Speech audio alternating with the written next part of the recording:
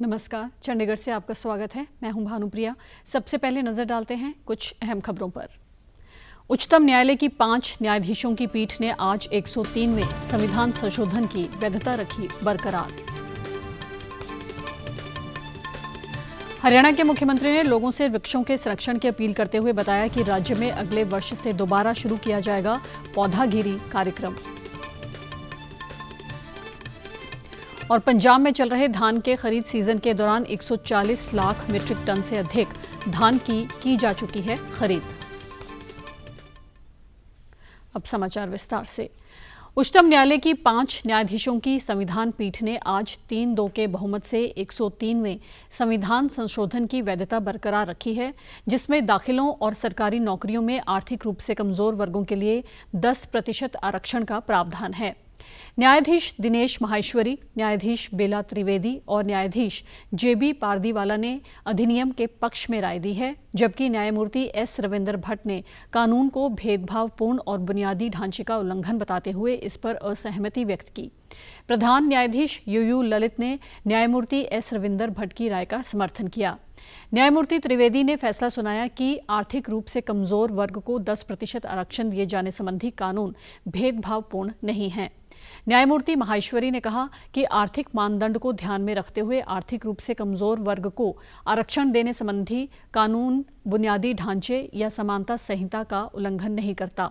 उनका कहना था कि इस प्रावधान से 50% से अधिक आरक्षण देने की सीमा के किसी प्रावधान को कोई नुकसान नहीं पहुंचता। जनवरी 2019 में संसद ने 103वें संविधान संशोधन को मंजूरी दी थी और इसे तुरंत ही उच्चतम न्यायालय में चुनौती दी गई थी।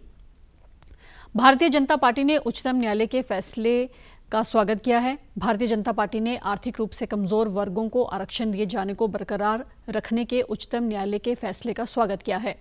पत्रकारों से बातचीत में भाजपा प्रवक्ता गौरव भाटिया ने उच्चतम न्यायालय के फैसले के बाद कांग्रेस नेता उदित राज की टिप्पणी पर सवाल उठाए। गरीब व्यक्ति को उसका अधिकार मिल रहा है और सर्वोच्च न्यायालय देश का, जो हम सबसे बेहतर संविधान का ज्ञाता है, वो एक फैसला देता है तो उस पर सबसे ज्यादा दर्द किसी को होता है तो वो कांग्रेस पार्टी को होता है। आप किसी फैसले से असहमत हो सकते हैं। संविधान के तहत आपको यह भी हक दिया है कि आप उसको चुनौती दें। क्यों आप न्याय संगत रास्ता जो कि संविधान में दिया है उसको नहीं अपनाते हैं? उन्होंने कहा कि कांग्रेस को स्पष्ट करना चाहिए कि क्या ये पार्टी का रुख है। हरियाणा के मुख्यमंत्री मनोहर लाल ने लोगों से वृक्षों के संरक्षण की अपील की है। मुख्यमंत्री ने रोहतक के महर्षि दयानंद विश्वविद्यालय के राधा कृष्ण सभागार में आयोजित भारत में वन क्षेत्र से बाहर वृक्ष कार्यक्रम को संबोधित करते हुए ये अपील करते हुए कहा कि वृक्ष सदा ही मनुष्य के लिए सदा अहम रहे हैं और हमारे बुजुर्गों को इस बात का आभास होने के कारण प्राचीन काल से ही जलवायु परिवर्तन चिंता का विषय रहा है। अब ये जलवायु परिवर्तन वास्तव में वैसे तो प्राचीन काल से ही ये विषय बहुत ही चिंता का विषय रहा है। जब जब भी प्रकृति के साथ किसी भी प्रकार का खिलवाड़ हुआ तो ये जलवायु परिवर्तन का विषय हमेशा आगे आया है। हमारे ऋषि मुनि इससे अवगत थे और उन्होंने हमेशा इसकी चिंता की है। वनों की चिंता की, पानी की चिंता की, पृथ्वी की चिंता की और उस विषय को लेकर के यहाँ तक प्रावधान बनाए गए कि इनके प्रति श्रद्धा का भाव पैदा किया।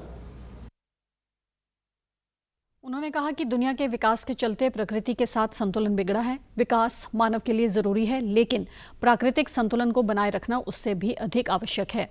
मुख्यमंत्री ने कहा कि पेड़ों की कटाई के कारण जलवायु परिवर्तन के दुष्परिणाम सामने आने लगे हैं। हरित क्रांति के समय हरियाणा तथा पंजाब में फसलों की पैदावार बढ़ाने के लिए केमिकल तथा पेस्टिसाइड का बड़े स्तर पर प्रयोग किया गया, जिससे पैदावार बढ़ी परंतु फसल की गुणवत्ता खत्म हो गई। ऐसे ही जल प्रदूषण तथा वायु प्रदूषण भी बढ़ता जा रहा है। उन्होंने कहा कि कोरोना महामारी के समय सबने देखा कि किस प्रकार लोगों को ऑक्सीजन की जरूरत पड़ी तथा शरीर की ऑक्सीजन की जरूरत को पूरा करने के लिए प्राकृतिक ऑक्सीजन की बजाय मानव निर्मित ऑक्सीजन प्लांट लगाने पड़े। भारत में वन क्षेत्र से बाहर वृक्ष नामक कार्यक्रम की शुरुआत हरियाणा से ही हुई है, जिसके लिए USAID फाउंडेशन सहयोग कर रही है।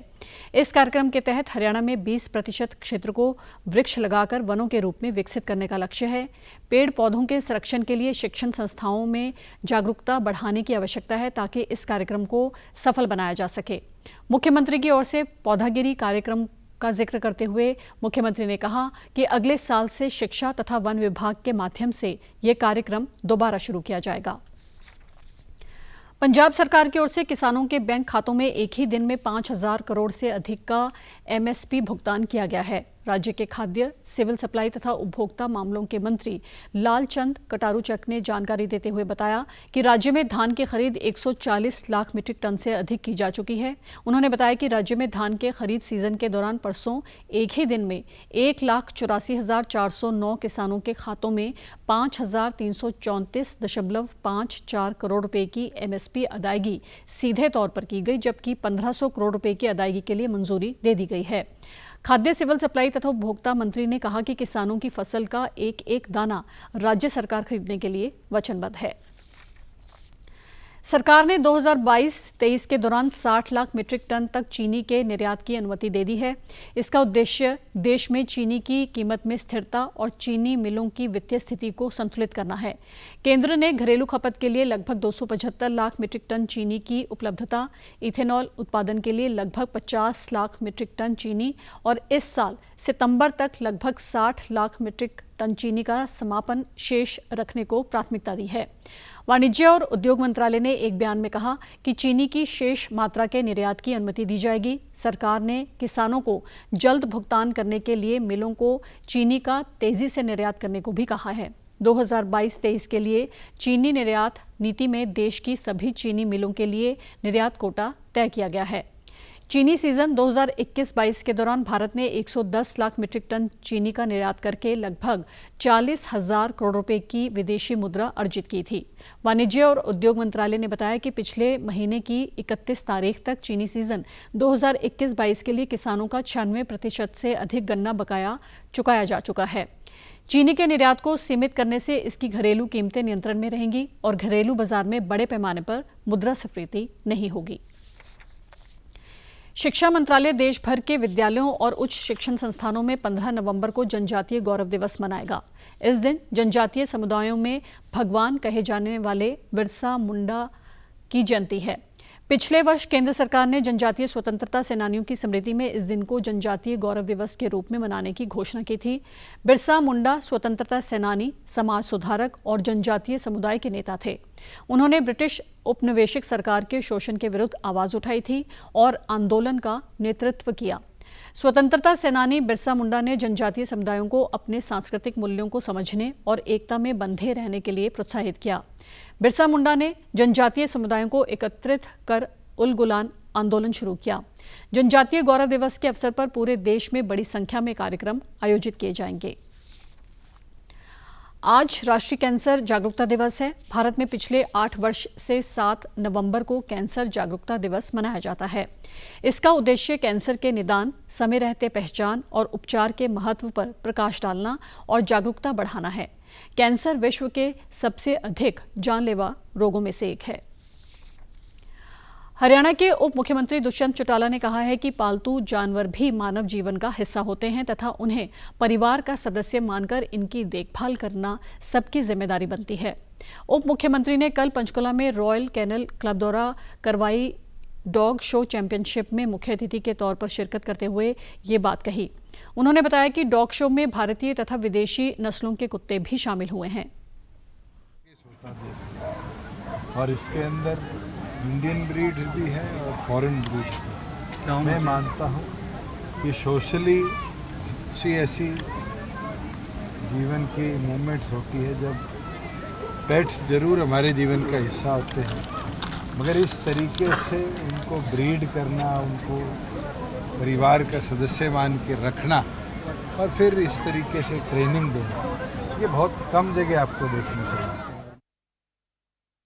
उप मुख्यमंत्री की ओर से इस चैंपियनशिप के विजेता कुत्तों के मालिकों को ट्रॉफी देकर सम्मानित किया गया। डॉग शो चैंपियनशिप के दौरान गोल्डन रिट्रीवर तथा रोटविलर नस्ल के कुत्तों का प्रदर्शन मुख्य आकर्षण रहा। शो में 40 से अधिक नस्लों के कुत्तों द्वारा भाग लिया गया। और अब खबरें फटाफट। राष्ट्रपति ने आज नर्सिंग पेशेवरों को प्रदान किए राष्ट्रीय फ्लोरेंस नाइटिंगेल पुरस्कार। नर्सों, नर्सिंग स्टाफ को उत्कृष्ट समाज सेवा के लिए दिया जाता है यह पुरस्कार। भारतीय वायुसेना में आज शाम 5 बजे से शुरू होंगे ऑनलाइन पंजीकरण। सेना कमांडरों का सम्मेलन हो रहा है आज से नई दिल्ली में। पर्यटन मंत्रालय लंदन में आज से 9 नवंबर तक हो रहे वर्ल्ड ट्रैवल मार्ट में ले रहा है भाग। इस वर्ष की प्रदर्शनी का विषय है the future of travel sports now. केंद्रीय आयुष मंत्री ने कहा है कि केंद्र सरकार समुचित समन्वय से लोगों को स्वस्थ जीवन उपलब्ध करवाने के लिए है वचनबद्ध। और आप हमारे समाचार YouTube channel DD News Chandigarh, Facebook DD News Chandigarh और Twitter handle DD News CHD पर भी देख सकते हैं। इसी के साथ चंडीगढ़ से समाचारों का सिलसिला समाप्त होता है। नमस्कार।